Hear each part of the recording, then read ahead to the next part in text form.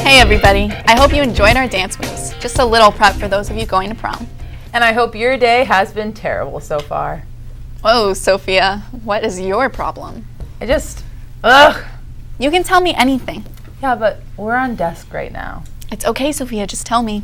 Okay, fine. I didn't get to go to the fashion show last weekend. Hey, it's okay. Wipe that frown off your face. Maggie McDonald and Ivy Walsh captured each detail of that spectacular day. This past weekend, Molly Power hosted a fashion show in the school's cafeteria as a fundraiser for this year's Chem-Free event. Molly had been doing an internship at a clothing store in Hampton called Present Perfect, and as her final project for the ELO, she decided to put on the fashion show. So at my internship, I did a lot of merchandising for her giftware and her clothing within the store.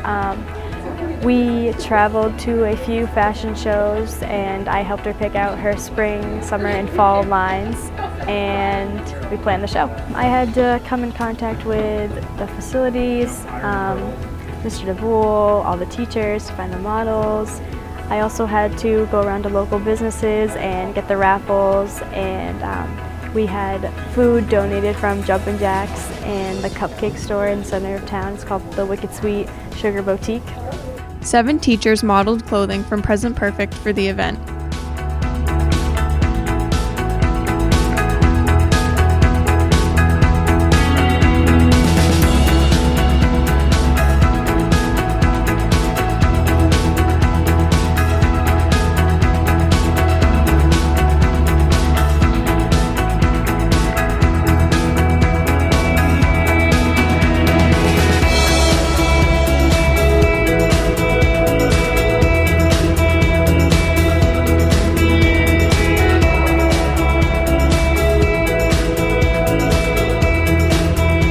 Aside from the clothing, there were raffles donated by the Old Salt, the 401 Tavern, Victoria's Kitchen, Captain's Cove Mini Golf, and Say Cheese. Molly also sold leftover bowls from empty bowls for $5. I thought the show was awesome. Molly did a great job putting it on. You could tell she worked really hard. She had so many people modeling and so many different styles and all sorts of raffle items and stuff. It was really awesome. It was a lot of fun for the teachers to get to wear pretty clothes and dress up, and it was fun even for the teachers just to get to hang out back there because I don't get to see Mrs. Nolmeyer very often or Mrs. Richards, so they're really fun people, so it was great to spend a morning just hanging out with them. I was helping out doing most of the makeup for some of the models, and backstage it was really calm, surprisingly, and everyone seemed to be having a really good time, so it's a really great experience. I liked getting to know the teachers on a more personal level outside of the classroom, so everyone had a good time. It was a really awesome event. I was really excited, and I think part of it was because I think all of us felt really comfortable with the clothes that we picked out, so we were really excited to wear them and to walk around in them and show everybody what we had. Molly raised about $236 for Chem-Free. Great job to Molly and everyone else involved in the event. I'm so glad I finally got to see that. I know. I wish our dresses could have been entered in that show. I know, right? This is actually my prom dress from last year. Nice. This is my girl Abby's prom dress from last year. Are you going to wear it to prom tomorrow?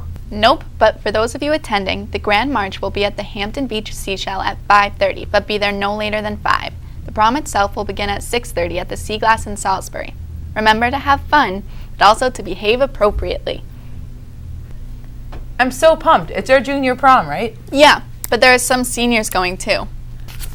For all you seniors, don't forget to turn in your Chem-Free consent and release forms. Today is your last chance. Also, senior dues are starting to be collected now. Please bring $40 to Miss Kraft in the Student Activities Office, room B101. There's only a few weeks left. Sun falls on pale skin, so long covered by thick cloth, and wakes life within. That was a nice haiku, Sophia. Did you read it at the Poetry Slam? No, I wish. But Alia Strukel and Ivy Walsh put a story together of the event for all of us to see. A poetry slam is a competition in which participants share daring and personal poetry of their choice. The first annual poetry slam took place in the auditorium last Thursday night. Ollie and I spoke with Meredith to get her thoughts on the outcome of the event. So with the Writers Club, I started the Poetry Slam this year, and hopefully it'll go on for the coming years.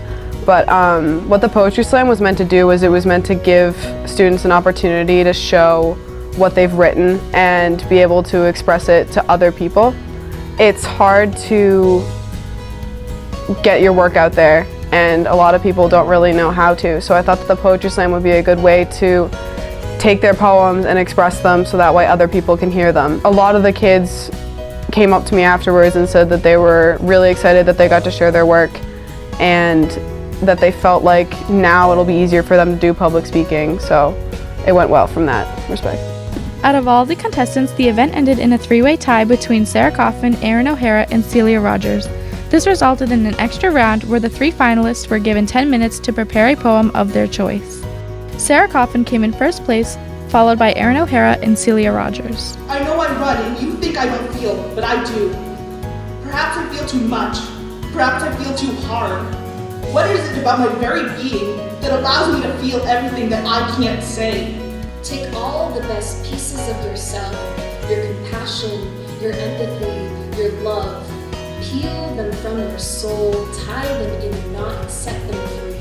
No one ever bothers to think about where the oxygen they breathe comes from, or the fact that it is dying. But go right ahead. Keep on going on with your life, and forget about me and what I've done. Well, I think the event went really well. It was a lot of fun. It was good, because we don't really have original poetry and original writing stuff like this in this capacity. We have the 10-minute plays and everything, but we really don't have something where anybody can go up and do, and they don't need a huge supporting group. Well, I think this event went amazing.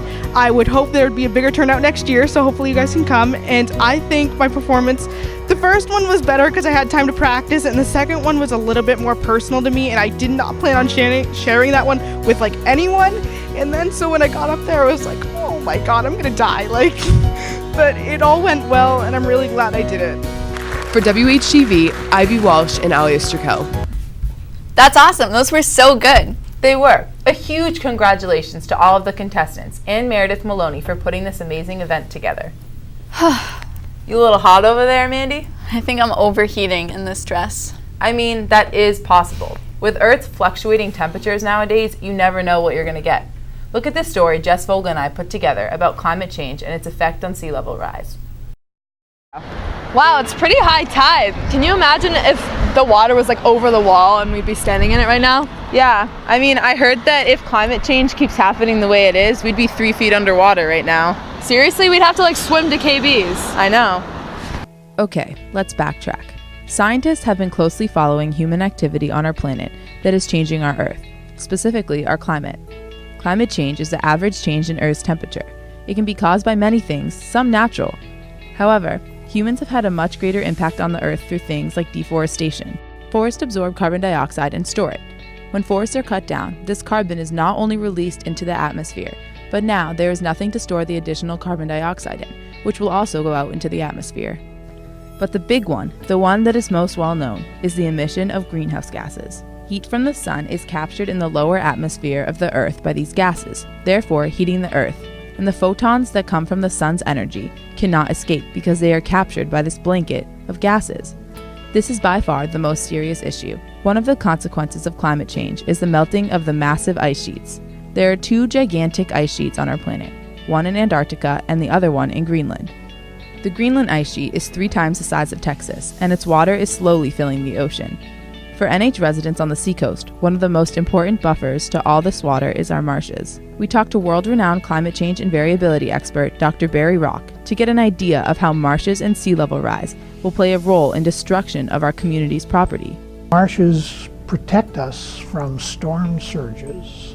Some of the marshes prefer fresh water. rather than salt water. Most marshes around this area are adapted to absorb fresh water.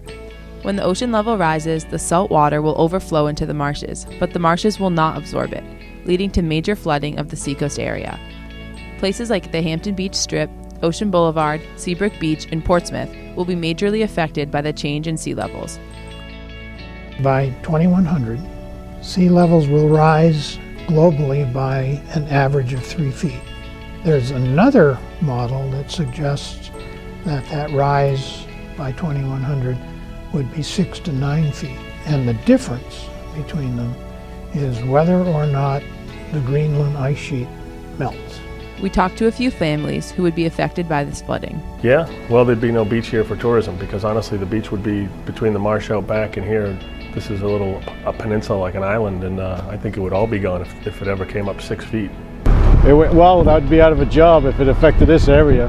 As far as the water rising, that's something we'll have to wait. I guess the Earth could end tomorrow too, but we don't know. Can we stop global warming or climate change? The answer is yes, but it's going to take a while, and we've got to divorce ourselves from fossil fuels. Sea level rise will happen no matter what. The only difference that we can control is by how much and how quickly. That is where you come in. The footprint you leave on the earth will impact future generations and your children. Be smart and be conscious of the impact you make on this world. Hey, good job, Sophia. You worked pretty hard on that, didn't you? Yeah, I mean, it took me a while to piece all that information together. Yeah, hard work pays off. Thanks, Mandy. We have a quick announcement from senior Emily Durant. Have the best time at prom this weekend and remember to make good choices. Also, at the Grand March, please be mindful of possible traffic and congestion issues as a celebration of life will be happening at the Casino Ballroom. The community will be celebrating the life of Hampton firefighter Kyle Jamison, who passed away this week after a courageous battle with cancer. So please just remember to be respectful. That man is truly a role model for society. Agreed. But now, as I sit here on desk, I've been thinking. What? I'm done wearing this dress. Well, I am done with this show. See you later, Winnicott.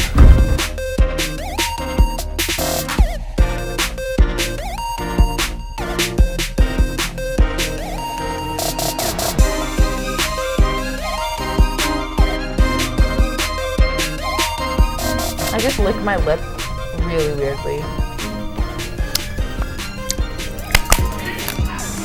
Jenny is on camp. One shot. One shot, one. One.